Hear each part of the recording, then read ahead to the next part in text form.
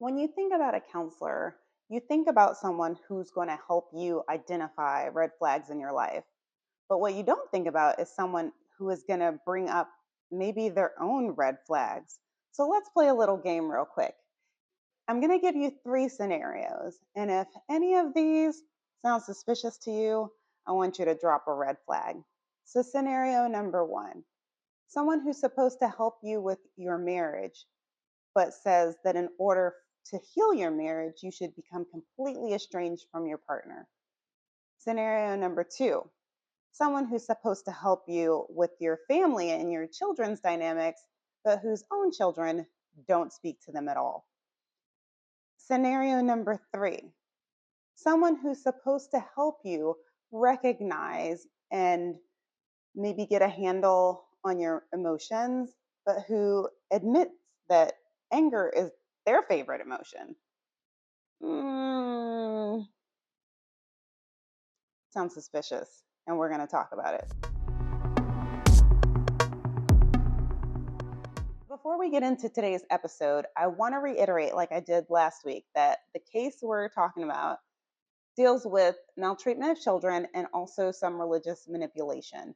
So I understand that these are very sensitive topics. And if this is going to cause you emotional distress, I recommend that you scroll on and maybe come back at a later date or watch another episode that just is not going to be so traumatic for you. Okay? All right.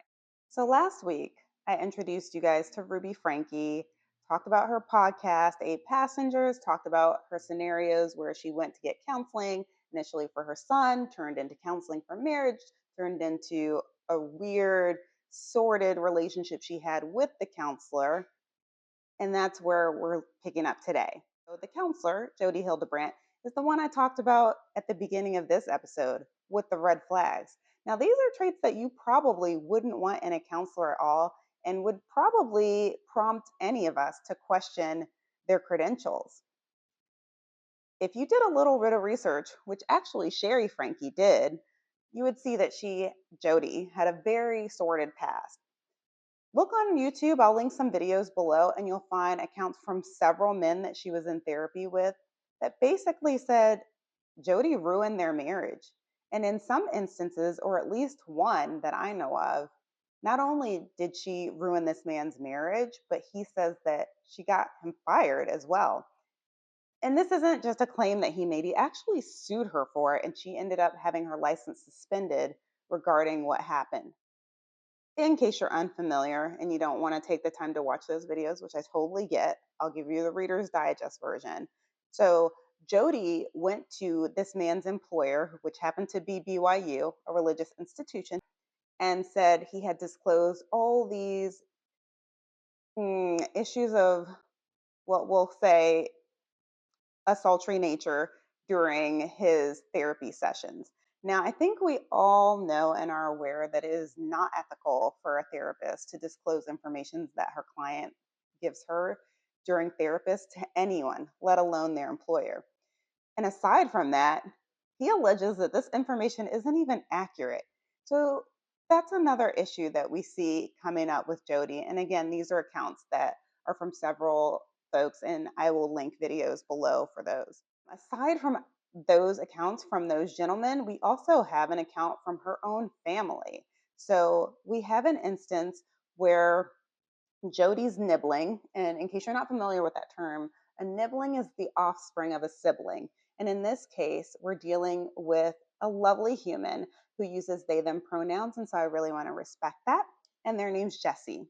So it turns out that Jodi is Jesse's aunt. So when Jessie was young, Jessie was having some rebellious moments. And it turned out there was an instance where Jessie was at Jodi's house, got into some sort of disagreement with their parents. Their parents left and basically left Jessie there in the care of Jodi.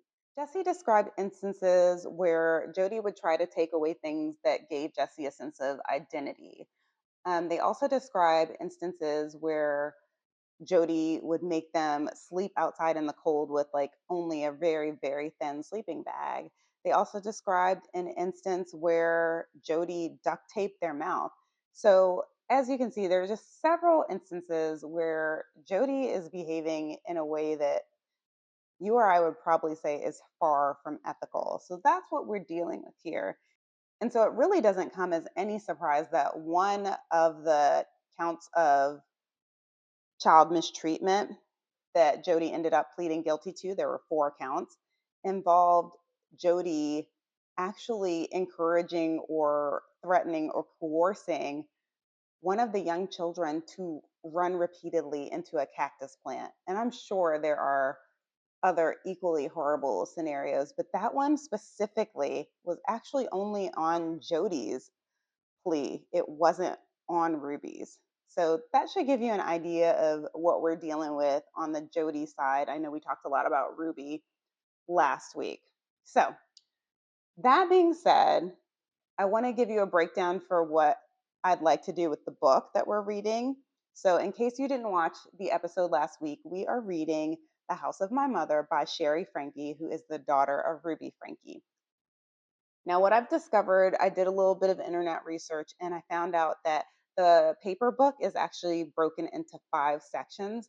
So I'm thinking we can cover those 5 sections. So we'll make this a 5-week thing. And if that ends up being too slow, then we'll revisit this in the future. But I think that'll work out well for you paper folks and give us plenty of time to chit chat about what we discover. So I plan to release a video every Tuesday night. Hopefully that'll work out for you guys. And I already have an idea for another thing, which is a little bit more fictional that we can also dig into in regard to this case. Thank you guys for hanging out with me again. If you have any comments or if you have any questions, check the description box below. And if you don't find what you're looking for in the description box below, then definitely chat me up. I want to talk to you. Tell me your opinions and your speculations, and you know there will be plenty of audacity. Thanks, guys. One more thing. Murph says that you should like, comment, and subscribe. Okay, bye.